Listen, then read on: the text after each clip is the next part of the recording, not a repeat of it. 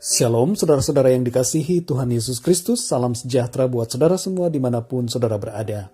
Damai dan sukacita oleh Roh Kudus melimpah senantiasa dalam hati dan kehidupan saudara semua. Renungan hari ini terambil dari Amsal pasal 22 ayat yang ke-13. Tertulis demikian, si pemalas berkata, ada singa di luar, aku akan dibunuh di tengah jalan. Saudara yang dikasihi Tuhan, ayat ini singkat, tapi punya makna yang sangat dalam, saudara. Berisi teguran kepada kita semua supaya kita menjadi orang yang mau rajin bekerja. Tuhan mau agar setiap kita, anak-anaknya, rajin bekerja. Karena pekerjaan itu adalah sudah menjadi kodrat kita sebagai manusia. Kalau kita membaca dalam Perjanjian Lama, sebenarnya pekerjaan itu adalah ibadah kepada Tuhan.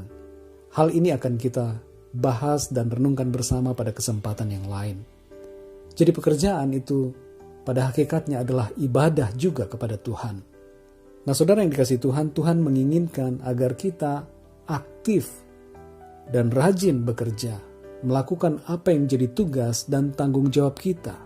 Apapun tugas itu yang diberikan oleh Tuhan kepada kita, maka kita harus melakukan dengan penuh tanggung jawab, semangat, dan rajin, saudara. Dalam renungan kali ini kita akan fokus membahas tentang 7 ciri atau sikap orang yang malas versus orang yang rajin, saudara. Berdasarkan satu ayat ini.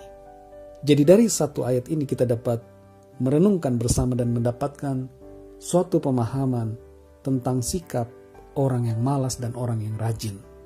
Berikut ini adalah sikap seorang pemalas berdasarkan ayat ini. Yang pertama, saudara, selalu mencari alasan. Apapun itu, saudara, dia tidak mau bekerja, selalu mencari-cari alasan supaya dia tidak perlu bekerja, supaya dia tidak perlu melakukan sesuatu. Yang kedua, saudara, berpikiran negatif. Ada saja hal-hal negatif yang dipikirkan oleh orang malas yang membuatnya enggan untuk bekerja. Yang ketiga, saudara, takut menghadapi masalah. Ayat ini menyebutkan bahwa si pemalas berkata, ada singa di luar, aku akan dibunuh di tengah jalan. Orang yang malas takut menghadapi masalah. Yang keempat, tidak mau berjuang. Kita belajar dari Daud, seorang penggembala domba. Sekalipun ada singa, ada beruang, dia berjuang membela domba-dombanya yang dia jaga. Dan dia mengalahkan singa, beruang, dan binatang-binatang buas yang hendak mengganggu dan yang hendak memakan domba gembalaannya. Jadi sikap pemalas adalah tidak mau berjuang. Yang kelima, saudara, pesimis. Tidak yakin, tidak percaya bahwa dia bisa, saudara. Yang keenam, tidak mau melakukan sesuatu. Hanya diam saja, tidak mau melakukan apa-apa. Sehingga tidak ada hasil yang dicapai olehnya. Yang ketujuh, tidak mengandalkan Tuhan. Mengapa ciri ini muncul dari ayat ini? Ialah karena kalau orang mengandalkan Tuhan, dia tidak akan takut, saudara. Tapi kalau seseorang mengandalkan kekuatan dirinya, mengandalkan kemampuannya, maka dia akan takut. Dia tidak mau, dia tidak berani, saudara. Hal yang berbeda dari sikap seorang pemalas adalah sikap orang yang rajin. Berikut ini adalah 7 sikap orang yang rajin.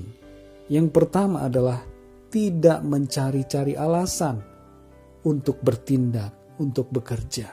Selalu dia mau, rela hati melakukan, bekerja, saudara. Tidak mencari-cari alasan. Yang kedua, saudara, selalu berpikir positif. Jadi apapun situasi yang dihadapi di depannya, ia selalu punya sikap berpikir yang positif. Yang ketiga, tidak takut menghadapi masalah. Apapun yang menghadang di depannya, situasi sulit, tantangan, apapun itu, tidak membuat dia takut. Yang keempat, mau berjuang dan berusaha. Orang yang rajin akan berjuang, berusaha untuk mencapai tujuannya. Dia akan membuat rencana dan strategi untuk mencapai apa yang ia cita-citakan. Meskipun ada tantangan yang bagaikan singa di hadapannya, dia akan berjuang dan berusaha dengan semaksimal mungkin. Yang kelima, saudara, sikap orang yang rajin adalah bersikap optimis. Yakin dengan dirinya bahwa dia mampu karena Tuhan memampukannya. Yang keenam, saudara, melakukan sesuatu.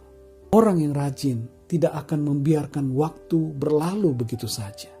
Tapi dia akan memanfaatkan waktu yang ada untuk melakukan sesuatu yang bermanfaat bagi dirinya. Sesuatu yang bermanfaat untuk hari depannya. Jadi saudara yang dikasihi Tuhan, lakukanlah sesuatu. Yang ketujuh, mengandalkan Tuhan.